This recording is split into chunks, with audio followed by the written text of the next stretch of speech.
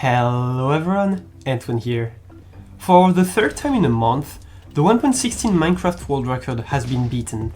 Illumina got the first sub 14 on February 22nd, Two Letter Name got the first sub 13 on February 25th, and it only took 3 more weeks until fe666 broke a new milestone with the first sub 12 run on March 16th. As every world record, the run is obviously very well executed, but unlike Two Letter Names runs, which were very hard to rerun, fe666's run looked like it could be greatly improved, and that's what I tried today. This run starts in a spruce village, and I've gotta say, for 1.16 I really like those kind of villages because they can have a great amount of blacksmith houses, which can contain obsidian, iron tools, diamonds, lots of stuff that can make your runs extremely fast. And what really makes that run insane, or that seed insane, is that ruined portal here, because it allowed for a sub 2 minutes entry for fe666. And on the rerun, obviously, since I know what to do, I'm gonna be able to enter at pretty much 40 seconds, which is absolutely insane. I don't even know of another seed where I've been able to do that. Maybe just the regular, SSG seed, but like that's still extremely fast for a seed that was found randomly, So obviously that's gonna make for an extremely fast bastion entry as well, because pretty much all world record seeds require a very close bastion unless you're Illumina. But yeah, so we're gonna start getting the goal at 120, which is just crazy to think about, And if we just, think about the fact that most bastions can be run in 2 minutes, we should at least see a sub 3 exit bastion, or at least sub 4, not sub 3, but yeah, a sub 4 exit bastion definitely. I actually don't really know about that bastion, because what makes that run playable is the fact that there's hoglins, because those 2 hoglins here are gonna be your only, and I'm saying your only, source of food throughout the whole run. There's also, I took the 4 apples from the blacksmith because I didn't want to rely fully on the hoglins, but pretty much it's just those 4 apples and the hoglins. And there was some times where, during the runs, I was going to the bastion, and there was no hoglins, and I had to reset. I had to reset sometimes 4 hoglins to spawn in the bastion. So that kinda sucks, but it's what it is. So I'm gonna grow, grow some more piglins. I was actually gonna die here. I don't know how I survived. But yeah, I growed more piglins from the second part of the bastion. I actually chose a different approach to the one that Fe chose, but I like mine, honestly. I think I brought a tiny bit more piglins into trading. He got super lucky with the strings. I had to reset the reruns as well because of strings, because you need, like, I don't know, 48 if you want 4 beds. So here I got enough for at least 5, so I was completely good to go, but I was just waiting for a bit more pearls, because for this run I wanted 17 pearls. I know it's oddly specific, but 17 I could pretty much pearl every time I wanted, or any time I wanted. Here I decided to only leave with a 15 so I could leave earlier, but it was kind of a risk, and I think it still paid off, but it was definitely a risk to leave with only 15. So I'm gonna be able, to leave the bastion in sub 4, which is very good, obviously. And I'm gonna head directly to the fortress. Very good advantage, obviously, of rerunning those seeds is that you know where every structure is, so there's no wandering around, wondering where you're gonna go. Like they obviously have to do in RSG runs.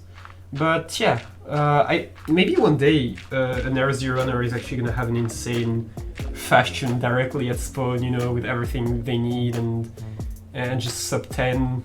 But for now, I don't think there has been a lot of absolutely insane, very playable fashions right at spawn.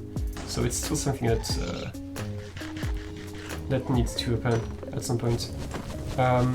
We've definitely seen like Bastion plus Fortresses visible from spawn, but not like the two directly inside each other that you can just, I don't know, skip completely the time travel. I'm gonna be at the Blaze spawner at sub 5 minutes also. I think FE took a bit of time to find the spawner, but he had some blazes on his way. And he went like, I don't think he had blazes on his way, but he went like 6 out of 6 blaze rods, which I didn't. I think I still had a decent drop rate, but not nearly as good as 6 out of 6. Honestly, if I had 6 out of 6 on this run, it would have been the fastest rerun I've ever done in my life. I think this run can be sub, I don't know. You can probably tell by the length of the video how long it's gonna be, but I definitely think it can be sub 7 if you get perfect RNG with both the piglins and blazes. So to not waste any time, I'm gonna make some beds. I actually got so many string drops that I can make 10 beds plus my additional blue bed that I got from the village. So, you know, with 11 beds, I don't think I should have any issue killing the dragon. I don't know, maybe. My hotbar cannot even hold all the beds, but it's fine. Plus I made some anchors, so, you know, I should be fine. I definitely think I should. There I'm gonna kill some more blazes, and I'm gonna get 3 in a row, which is very cool, because I think so far I was maybe at 2 out of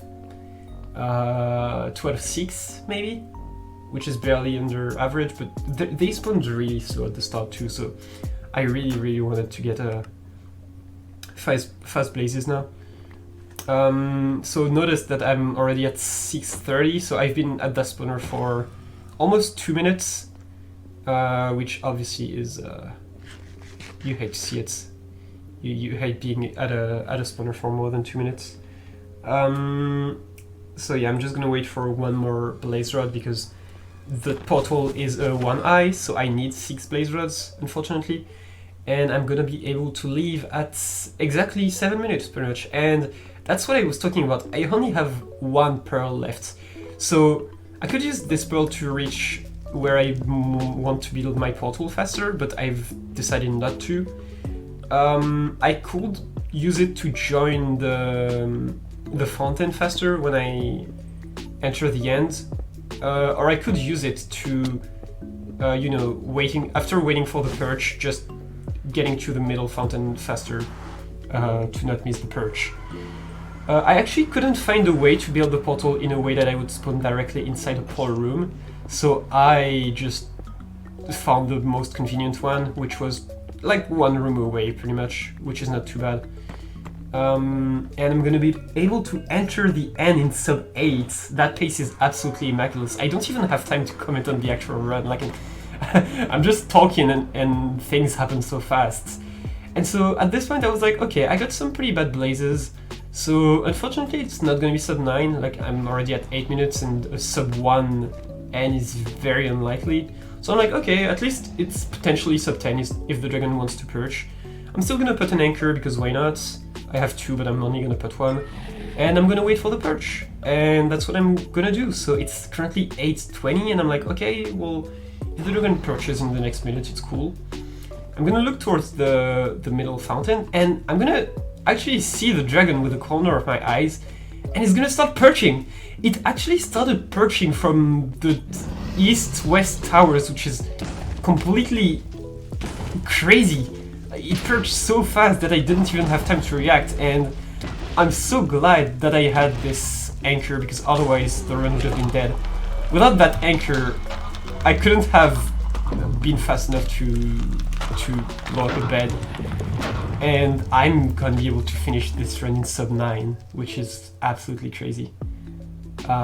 Yeah, so that was my rerun of fe666 run world record, which he got 11:53 with.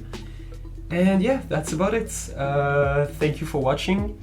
And if you have any more ideas for me to run in the future, don't hesitate to tell me in the comments. And I will see you next time. Bye.